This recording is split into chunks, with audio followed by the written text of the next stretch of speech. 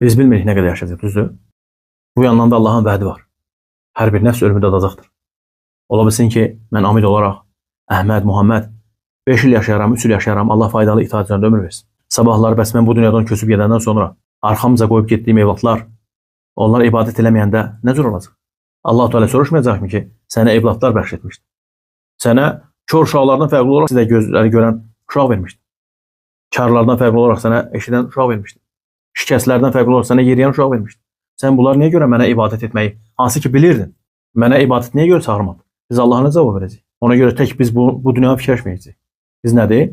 Ahirətdə fikirləşəcəyik. Ömər bin Abdülaziz rahimehullah dünyasında yaşanda Ömər bin Abdülazizin evlatları çox idi. Cəmaət gəlir, belə deyək də ölüm ayağında. Deyirlər ki, sən çoxlu evlat tərk edib gedirsən ardınca. Bəs onlar üçün nə qoyub gedirsən? Miras olaraq. Ömər bin Abdülaziz Nisa surəsində bir ayə var, unuttum. O ayəni oxuyur. Ayənin məğzi olaraq yadımda qalıb ki, sanki onlara Allahın təqvasını qoyub gedirəm.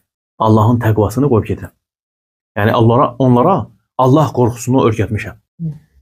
Yəni kimsə ardınca zürriyyət qoyub gedərsə, onlara nə deyir? Yadıma düşdü elhamdülillah. Təqvanı və bir də nə deyir? Sadiqliyi öyrətsin. Hətta tarixçilər deyirlər ki, Ömər bin Xattabın radiyallahu anh evladları döyüşlərdə yüzlərlə, dəvələrlə, atlarla girirlər döyüşə, subhanallah. Fikirirsiniz? Necə imkanlı oldular. Sonra Allah onları necə varlandırdı. Yüzlərlə, dəvələrlə, atlarla döyüşlərə qatılırlar. Radiyallahu anh.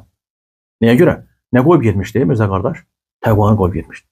Ona görə biz evladlarımıza təqvalı olmağı öyrətməliyik. Allah'a ibadət etməyi öyrətməliyik. Yəni bu bizim yaradılış qayəmiz, bu bizim içərimizdən gəlməlidir. Yəni bu məsələlər bizim qəlblərimizi narahat etməlidir və qəlblərimizi parçalamalıdır. Əgər qəlblərdə ataların, anaların narahatçılıq yoxdursa, Allah qorusun. Bu hal yaxşı hal deyil. Allah'tan dilərəm ki, Allah Teala evlatlarımızı, bütün müsəlmanların evlatlarını qorusun, salihlərdən etsin. Allah Teala bizim günahlarımızı bağışlasın.